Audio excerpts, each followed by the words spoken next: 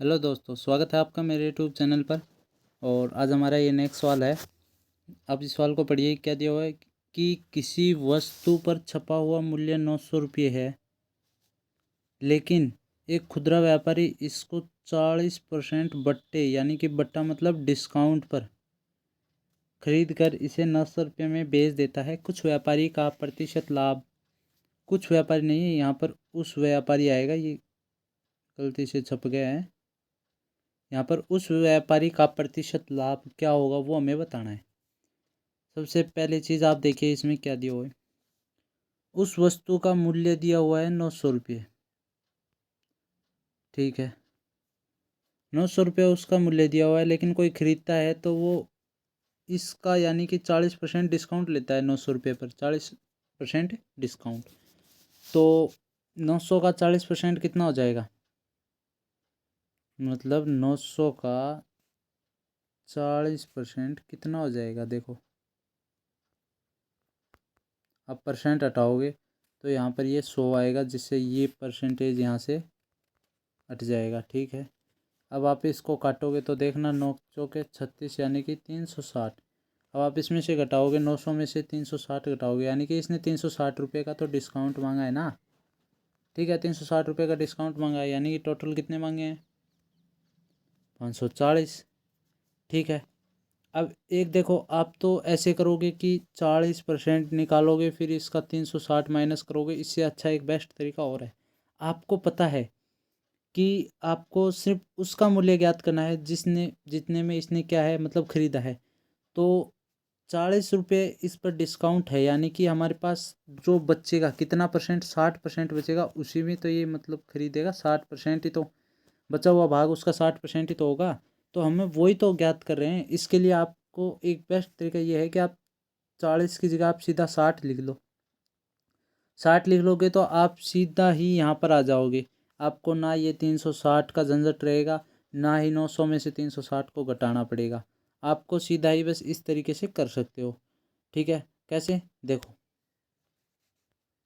आप 900 का 60% निकालो, कितना होता है? 9 छकी 54, यानी कि टोटल 540 आ गया। ठीक है, अब देखो 540 है। अब वो यही पूछ रहा है कि उस व्यापारी का प्रतिशत लाभ क्या है। ठीक है, प्रतिशत लाभ। अब मुझे ये बताइए कि उसने वो मतलब कि बेची कितने में, यानी कि कितने में उसने बेची। बेची उसने 900 में। ठीक है, 900 में कितने में बेची? अच्छा, 900 में बेची। तो 900 में और इसमें कितना अंतर है? 360 का, यानी कि इसने 360 रुपये क्या है फालतू में बेची। यानी कि इसने खरीदी देखो 540 रुपये में। ये 540 क्या है? ये वस्तु का खरीदा, यानी कि वस्तु खरीदी था ना, उसका मूल्य है ये। ठीक है, और जो ये 360 है ये क्या है? ये 360 यानी कि ये 360 क्या है? ये इसका लाभ है, यानी कि 900 रुपये में बेच दी। 540 में खरीदी, 900 रुपये में बेची, इसको 360 रुपये का क्या हुआ? लाभ हुआ। ठीक है, अब यही सवाल हमें करने कि इसको लाभ हुआ तो हुआ कितने का मतलब। तो देखो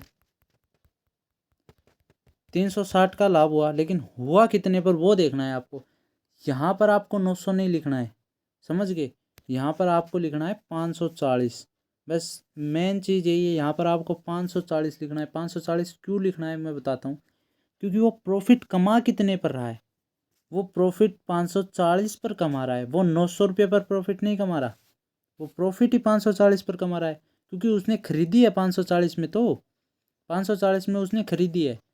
ठीक है, ये उसकी खुद का वैल्यू है कि 540 में इसने खरीदी थी। ठीक है, अब 540 में इसने खरीदी और 900 में बेची, यानी कि इसको 360 का लाभ हुआ। वही सूत्र फॉर्मूला, लाभ बटा जो भी इसने खरीदी वस्तु उसका मूल्य, और इंटू में 100%, क्योंकि हमें प्रतिशत याद करना है। ठीक है, इंटू में क्या आ गया हमारे पास? 100% हो गया। अब देखो, इंटू में 100% आ गया। अब देखो, अब आप क्या कर सकते हो। क्या चीज़ आई थी? 360 का तो उसको लाभ हुआ था, कितने पर हुआ था? 540 पर, और इंटू 100। यहाँ से आप काट सकते हो, एक जीरो से एक जीरो कैंसिल, 18 से दोनों कट रहे हैं, आप ध्यान रखना। 18 दूनी 36, 18 तीय 54।